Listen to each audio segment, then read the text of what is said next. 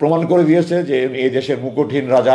4বার সুযোগ ছিল, উনি মন্ত্রী হননি। আমি দৃঢ়ভাবে আবারও বলছি, অধ্যাপক গোলাম আজম ইতিহাসের সর্বশ্রেষ্ঠ বাঙালি।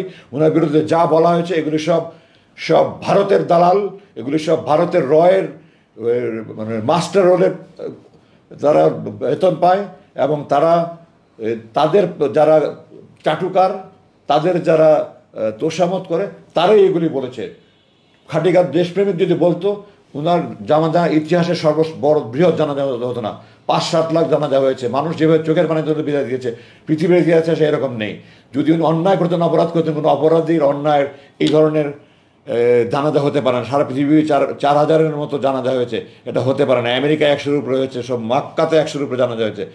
ভালো খারাপ মানুষ হলে আমি এখানে বলতে চাই না যে আপনার বই পড়ে দেখেন, 3টি সামরিক অভ্যুত্থান না বলা কিছু কথা, কর্নেল হামিদ, কৃতি রানী হামিদ দাবারু, কৃতি দাবারু রানী হামিদের স্বামী, ফুটবলার কাঁথা হামিদের বাবার লেখা বই 3টি সামরিক অভ্যুত্থান না বলা কিছু কথা। আপনারা দেখেন শেখ সাহেবের জানাজায় 17 জন না 18 জন মাত্র লোক হয়েছে। তো একজন যদি মানুষ খারাপ মানুষ হয়, আল্লাহ কোনোদিন তার জানাজার মানুষ যেভাবে কেঁদেছে, আপনার জানাজা দেখেন, ওটাই আপনাদের উত্তর বলে দেবে, আমার কিছু বলতে হবে না। উনি একজন আমার দেখা উনি শ্রেষ্ঠ মুসলমান মানুষ, আমার দেখা উনি শ্রেষ্ঠ মুত্তাকি মানুষ। উনি ফেরেশতা তুলবেন। আমরা অভাগা জাতি ওনার খেদমত পেলাম না, এটা আমাদের দুর্ভাগ্য। আমার বাবা বলে বলছি না, আমি ওনাকে কাছে থেকে সারাটা জীবন দেখেছি। আমি একজন মানুষ হিসাবে বলছি, আল্লাহর নামে কসম করে বলছি, আমি অনুরাগের বশবর্তী আবেগের বশবর্তী করতে কথা বলছি না, আমি একটা মানুষ হিসাবে বলছি। আপনারা যারা ওনাকে ব্যক্তিগত চেনেন তাদের কাছে জিজ্ঞাসা করে দেখেন। আর নাহলে এত প্রচারণা করে এত বড় জানাজা হবে কেন আমাকে আপনারা বলেন।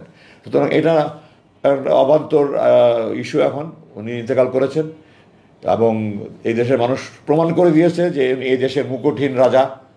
উনি ক্ষমতার লোভ নেই, নেই। উনি বহুবার পাকিস্তানে উনি 2বার মন্ত্রী হওয়ার সুযোগ ছিল।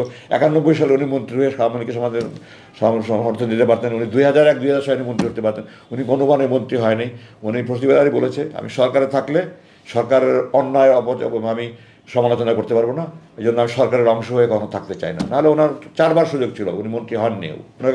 1969 সালে আইএমের পতনের পরে ইয়াহিয়া খান ক্ষমতা নিল, মন্ত্রী করলেন মোমেন খানকে সরিয়ে এম এন হুদালাম এক ভদ্রলোকে উনি মন্ত্রিত্বের শপথ নিয়ে আমাদের বাসায় এসে আব্বাকে অনুরোধ করেন, আপনার যে কোনো মন্ত্রণালয়ে আপনি আমাকে সাহায্য করেন। আব্বা ওনাকে বিনয়ের সাথে বলেছেন যে আমি সরকারের অংশ হয়ে গেলে আমি সরকারের অপকর্ম সমালোচনা করতে পারবো না, আপনারা ক্ষমা করবেন। উনি ক্ষমতার অংশ হয়নি।